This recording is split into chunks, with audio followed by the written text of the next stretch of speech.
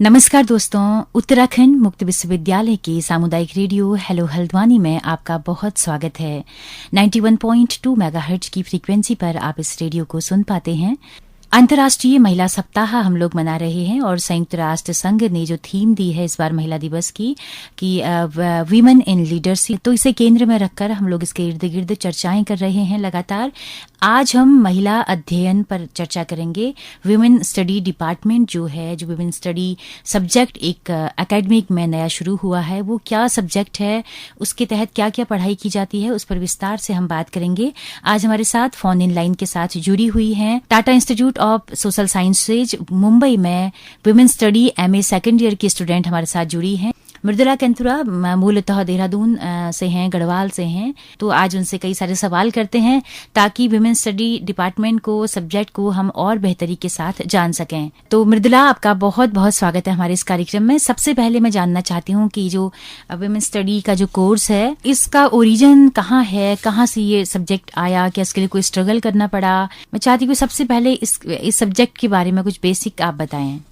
Women studies की अगर बात की जाए तो ये हमेशा से ही एक लार्जर फेमिनिस्ट मूवमेंट का पार्ट रहा है, जिसने न सिर्फ महिलाओं के स्ट्रगल्स और उनके मुद्दों को लेकर बात की है, लेकिन सोसाइटी के बाकी मार्जिनल ग्रुप्स के स्ट्रगल्स के बारे में भी उतना ही एंगेज रहने की कोशिश की है। ये एक इंटरडिसिप्लिनरी फ्रेमवर्क को लेके साथ चलता है, जिसमें ये बाकी डिसिप्लिन जैसे सोशल साइंसेज और ह्यूमैनिटीज़ के बाकी सब्जेक्ट्स जैसे sociology, history, political science, literature, economics, इन सभी से एक डायलॉग रखता है ताकि ये एक क्रिटिकल पर्सपेक्टिव डेवलप कर सके, जिससे ये सवाल उठाया जा सके कि किस तरीके का नॉलेज प्रोडक्शन हो रहा है, किन तबकों के बारे में किस तरीके से बात की जा रही है, किन तबकों के बारे में किस तरीके का नॉलेज और किस तरीके का रिसर्च हो रहा है। तो अगर हम इसके हिस्ट्री के बारे में देखा जाए तो 70s और 80s के विमेंस मूवमेंट और बाकी दूसरे सोशल मूवमेंट्स का भी इसमें बहुत बड़ा रोल रहा है, क्योंकि उस वक्त जब ये नेहरूवियन मॉडल ऑफ डेवलपमेंट को लेकर सरकार काम कर रही थी 60s और 70s के पीरियड में, तब किस तरीके का विमेंस मूवमेंट तब ये क्वेश्चन कर रहा था कि किस तरीके का विकास हो रहा है और इस विकास से औरतों और महिलाओं और बाकी जो मार्जिनल ग्रुप्स हैं उनको किस तरीके से फ़र्क पड़ने वाला है या उनका क्या रोल रहेगा इस देश के विकास में। तो जब ये सवाल पैदा हो रहे थे, इसी बीच विमेन स्टडीज़ की एक कल्पना की गई।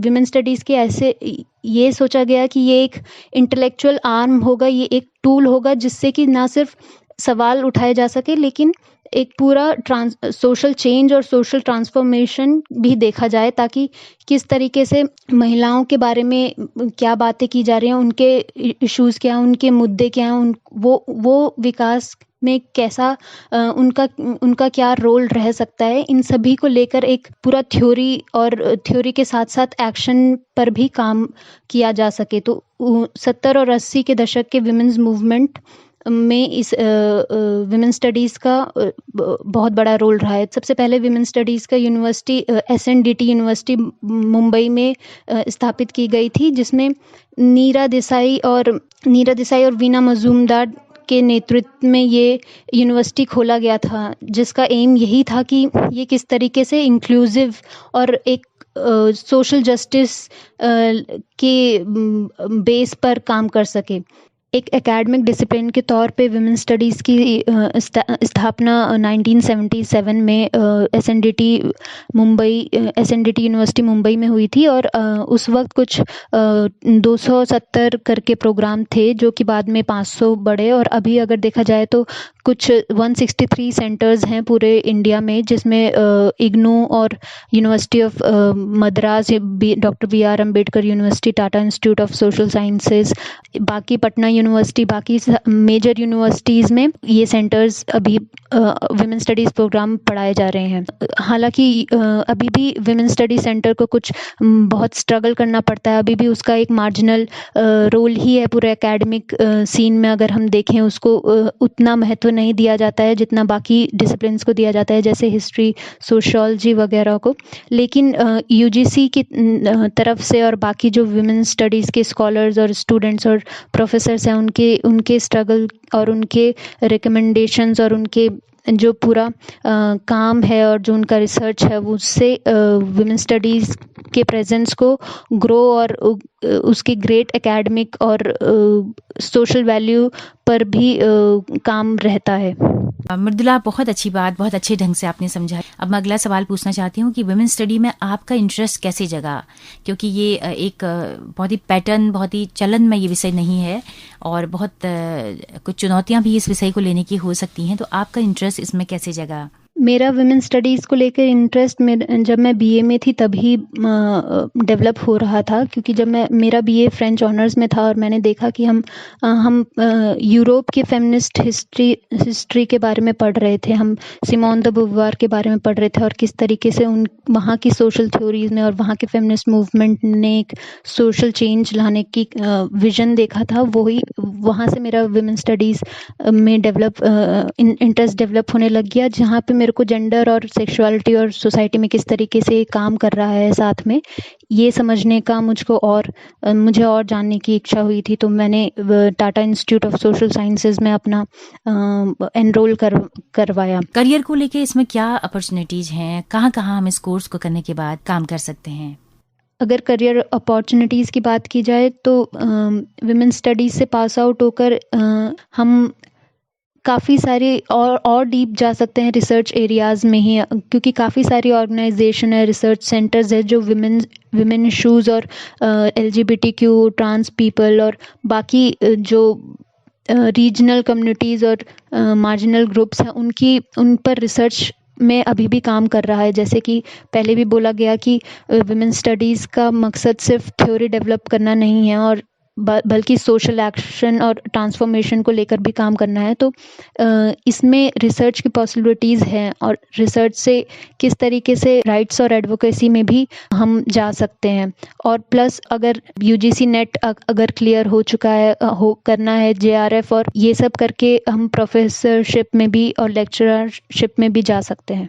क्या इस कोर्स को केवल महिलाएं करती हैं या पुरुष भी इस कोर्स में एनरोल्ड हो रहे हैं? अगर हो रहे हैं तो वो क्या रीजन होता है उनका इस विषय को लेने के पीछे? ये एक बहुत ही बड़ी धारणा है कि विमेन स्टडीज़ प्रोग्राम सिर्फ महिलाओं के लिए बने हुए हैं, या फिर ये सिर्फ महिलाओं के बारे में बात कर रहे हैं, या फिर इनमें पढ़ने वाली सिर्फ महिलाएं हैं और पढ़ाने वाली भी सिर्फ महिलाएं हैं। लेकिन ऐसा नहीं है। अगर हम विमेन स्टडीज़ की क्लासरूम्स को देखें, उनमें अगर हम स्टूडेंट्स को भी देखें तो हालांकि जो मेल स्टूडेंट्स हैं उनका रेशियो कम है, लेकिन वो भी हैं। ऐसा नहीं है कि सिर्फ औरतें पढ़ रही हैं। जो LGBTQ इंडिविजुअल्स है वो भी उतने ही रेशियो में यहाँ आते हैं और इनफैक्ट काफ़ी मेल स्टूडेंट्स या PhD कर रहे हैं, वो सभी आइडेंटिटीज़, सभी ग्रुप्स और सभी कम्युनिटीज़ के लोग आ रहे हैं, हर डिसिप्लिन, हर बैकग्राउंड से। कोई सोशियोलॉजी से आता है, कोई हिस्ट्री से आता है।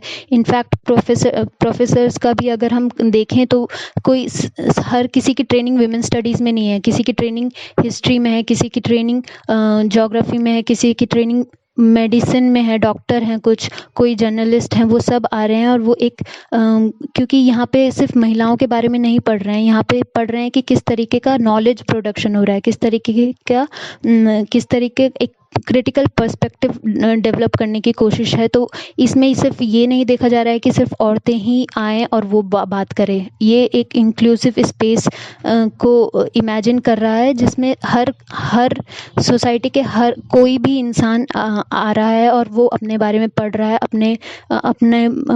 अपने समाज, अपने आसपास के समाज को समझ रहा है और सीख रहा है।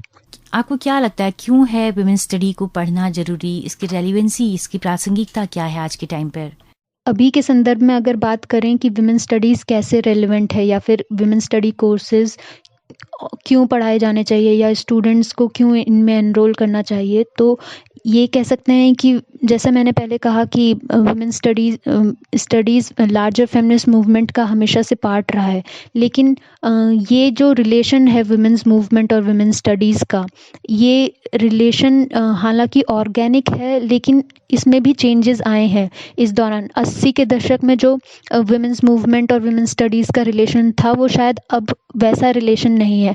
अब 80 के दशक में जो रिलेशन था, वहाँ पे हालांकि एक ही चीज़ ये हमेशा से कोशिश रही है कि किस तरीके से एक्टिविज्म और एकेडमिक्स में ये जो गैप हो रहा है वो गैप किस तरीके से कम हो। तो ये कोशिश हमेशा से रही है, लेकिन 70 और 80 के दशक का अगर हम विमेंस मूवमेंट देखेंगे तो वो शायद एक कह सकते हैं कि वो एक बहुत ही होमोजेनस मूवमेंट था, जिसमें कि कुछ महिलाओं की आवाज़ें या कुछ लीडर्स की आवाज़ें जो विमेंस मूवमेंट का नेतृत्व कर रही थी, सिर्फ वही सारे विमेंस मूवमेंट की आवाज़ बनकर रह गई थी। लेकिन अगर हम अभी की विमेन स्टडीज़ के बारे में बात करें तो अभी के विमेन स्टडीज़ का जो प्रिंसिपल है सेल्फ रिफ्लेक्सिविटी का, जो कि खुद के एक्शंस और खुद के सवालों पर सवाल कर रहा है, उससे ये एक इंटरसेक्शनल अप्रोच निकल के आया है, जिस पे ये ध्यान में रखा जा रहा है कि अभी के जो विमेंस मूवमेंट है वो सिर्फ कुछ ही औरतों की आवाज़ या कुछ ही महिलाओं या फिर कुछ ही तबके की आवाज़ सारे मूवमेंट की आवाज़ ना बन जाए। इसमें ये कह सकते हैं कि अगर हम क्लास के बारे में बात करें कि विमेन स्टडीज़ का क्लासरूम, तो जैसा मैंने पहले कहा कि सिर्फ औरतें ही नहीं आ रही हैं, वहाँ पे मर्द भी आ रहे हैं, वहाँ पे ट्रांस पीपल भी आ रहे हैं, वहाँ पे LGBTQ इंडिविजुअल्स भी आ रहे हैं, और सिर्फ औरतें अपर कास्ट या अपर क्लास औरतें नहीं आ रही हैं, दलित औरतें भी आ रही हैं, मुस्लिम औरतें भी आ रही हैं। तो एक इंटरसेक्शनल अप्रोच की